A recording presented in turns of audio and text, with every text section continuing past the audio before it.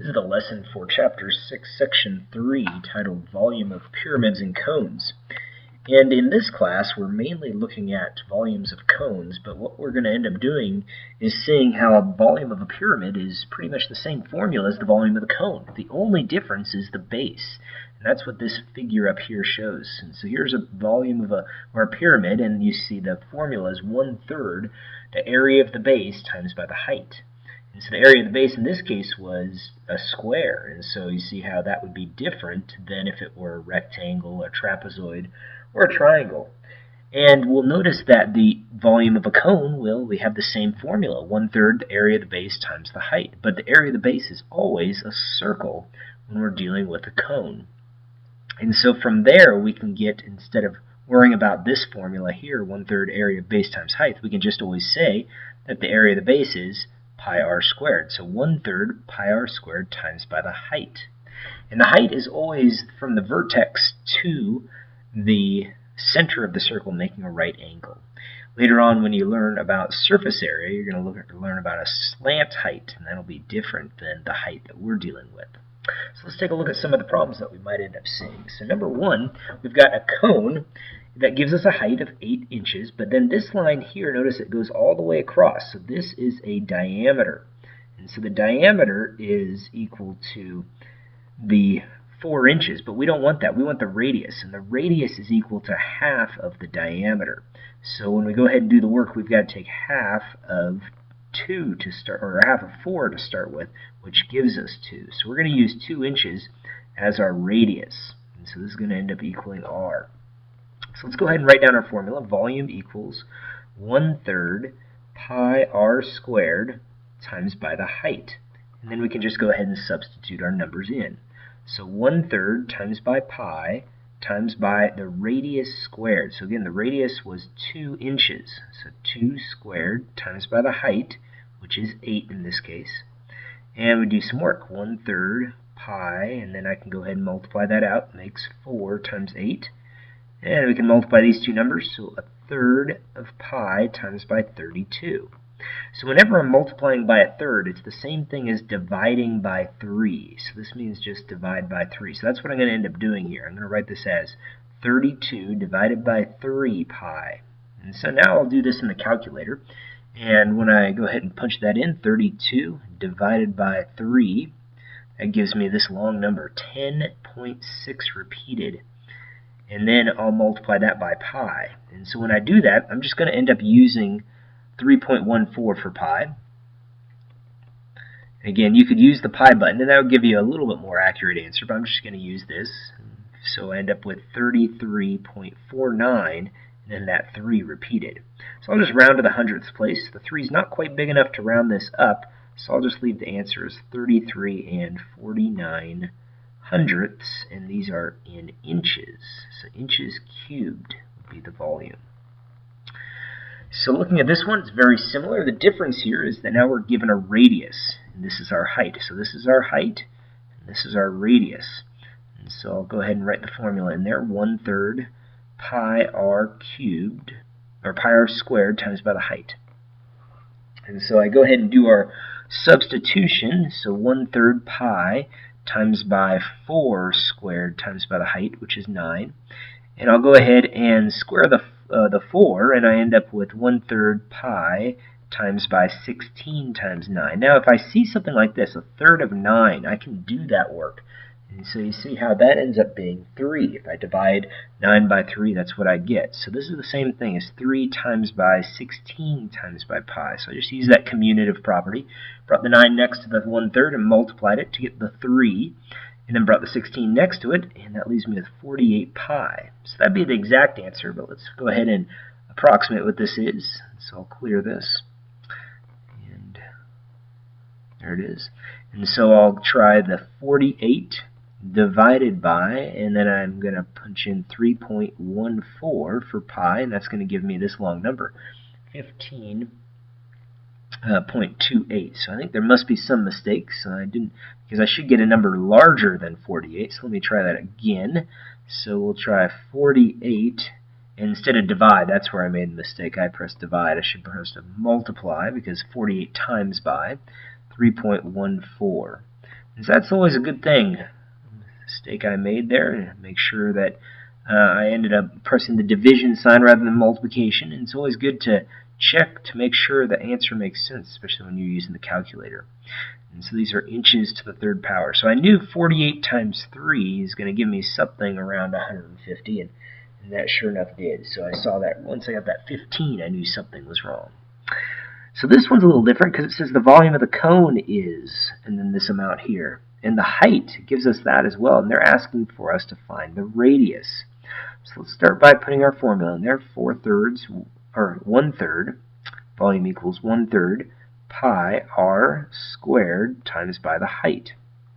Let's substitute our numbers into what we are given here. 235.5, that represents the volume.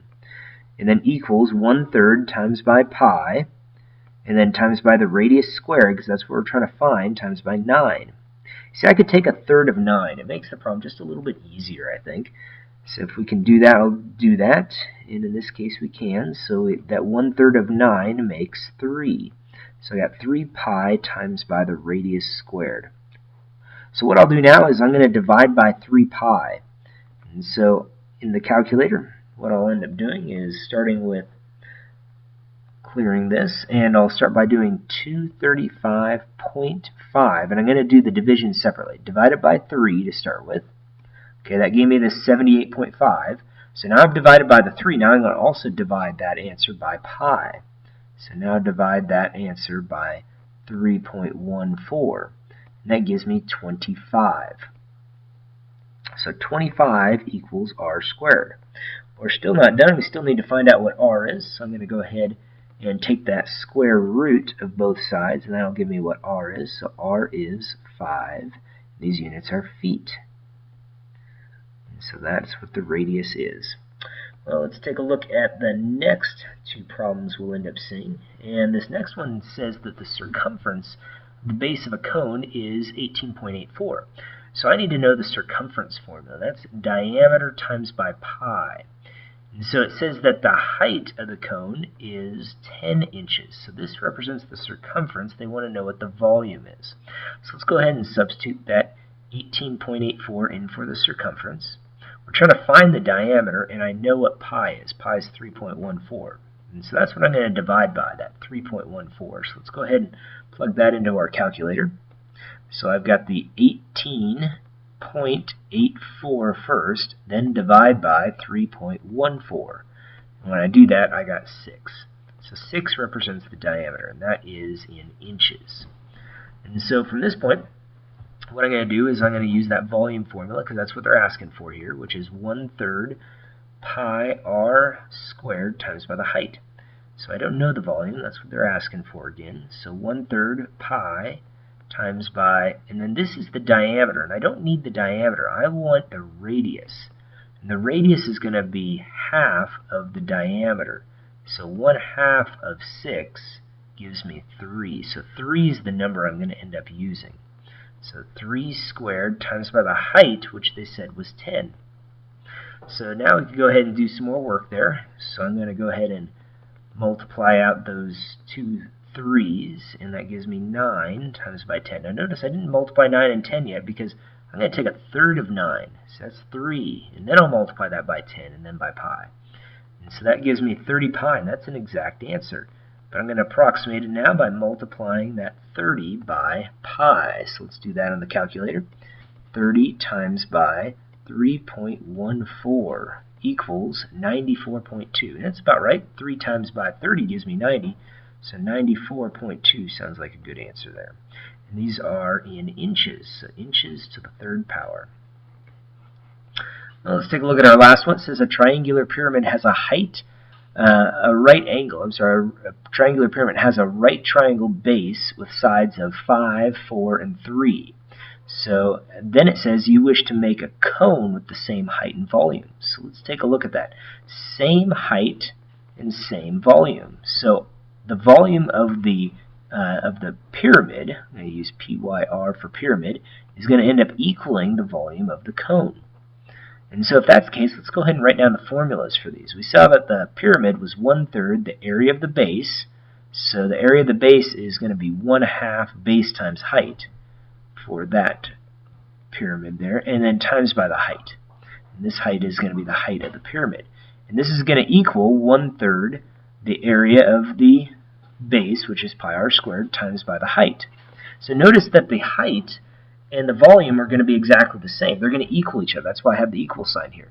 Well, since the 1/3 is the same on both sides here, and the height is the same on both of these, then basically what I'm looking at is the 1/2 base times height is going to equal the pi r squared. And so I need to find the radius squared. So I'm going to go ahead and substitute my numbers in there. 1/2 the area of the base, which is, in this case, since it's a 5, 4, and 3 triangle, the area of the base is going to be, looks like this, 3, 4, and 5. So 3 and 4 are going to end up being the base and the height. So 3 times 4. And this is going to equal pi r squared. So I do some work there. 1/2 of 4 ends up giving me 2. And so 6 is what I'm left with. 6 equals pi r squared. Divide by pi, and I've got myself the answer, at least as r squared. So all I have to do from that point is take the square root.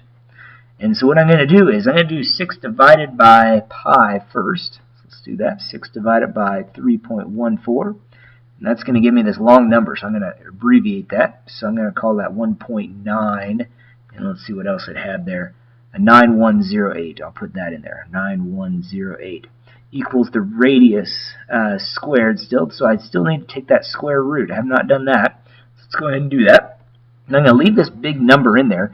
And I'm just going to take its square root. And there it is. 1.3. And I think it had an 8 after it. Let me check there. 1.382. We'll leave it there. And so I'm going to just round it to the nearest hundredth. So that 2 is not big enough to round that up. So 1.38 inches to the, let's see, just inches because we're dealing with radius. So those are the types of problems you're going to see on tonight's homework. Good luck.